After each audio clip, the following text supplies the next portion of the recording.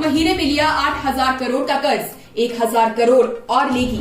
आपदा की घड़ी में कम नहीं हो रहे सरकार के खर्चे, डीजल महंगा, राशन खत्म, ऐसा पहले कभी नहीं हुआ। जयराम ठाकुर ने सीएम को झूठ ना बोलने और विक्रमादित्य को कम बोलने की नसीहत दी।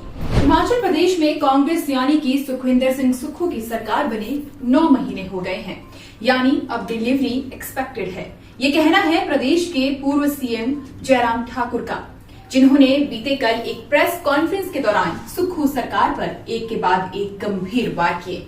जयराम ठाकुर की माने तो पूर्व की सरकार ने 2 साल में लगभग 5,000 करोड़ का ऋण लिया था, जबकि सुक्खू सरकार 8 महीने में ही 8,000 करोड़ का कर्ज ले लिया है और अब 1,000 करोड़ का नया कर्ज और लेने की तैयारी में है।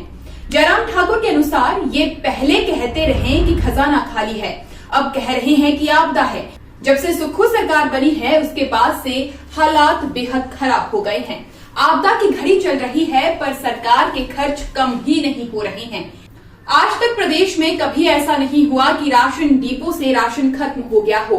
एक ओर डीजल के रेट बढ़ाकर जहां जनता पर महंगाई का बोझ लादा गया हो, वहीं दूसरी ओर राशन डिपो में राशन की कमी से जनता को परेशान किया जा रहा है। इन तमाम आरोपों के अतिरिक्त सुक्खू सरकार के मंत्री विक्रमादित्य सिंह पर जो आरोप जयराम ठाकुर ने लगाए हैं, वो भी अपने आप में सोचने का विषय है। विक्रमादित्य सिंह का नाम लिए बगैर उन्होंने कहा कि सरकार के युवा मंत्री कहते हैं कि जेसीबी भाजपा नेताओं की नहीं, कांग्रेस के लोगों की लगेगी।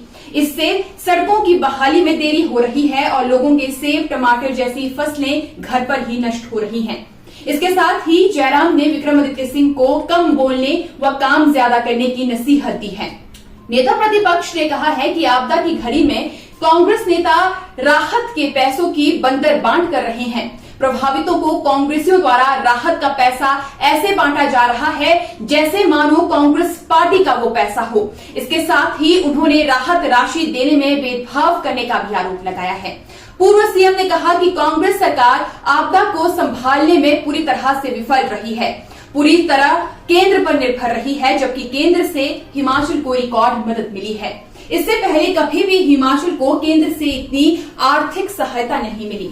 इसके अलावा जयराम ठाकुर ने सुक्खू सरकार के बढ़ते खर्च पर भी निशाना साधते हुए कहा कि मुख्यमंत्री कार्यालय में लाखों रुपए की सैलरी वाला एक और पद क्रिएट किया गया है, जिसकी नोटिफिकेशन भी कर दी गई है। जयराम ठाकुर के अनुसार आपदा की घड़ी चल रही है पर सरकार के खर्च कम ही नहीं हो रहे हैं और ओएसटी राजनीतिक सलाहकार सीपीएस की लंबी फौज पहले से ही खड़ी है। इसके अलावा जयराम ने कांग्रेस की अंतर्कलह पर चुटकी लेते हुए कहा कि कम से कम अपनी पार्टी के विधायक राजेंद्र राणा के पत्र पर तो कार्रवाई कर ले, जिसमें राणा ने सुक्खू सरकार के प्रति नाराजगी जताई है। जयराम ठाकुर का कहना है कि सरकार केवल खबरें बनाने का काम कर रही है, जब खबरें नहीं होती तो संस्थान बंद कर देती है। हाल में 140 स्कूल बंद किए गए, अब तक 1000 से अधिक सरकारी संस्थान बंद किए जा चुके हैं।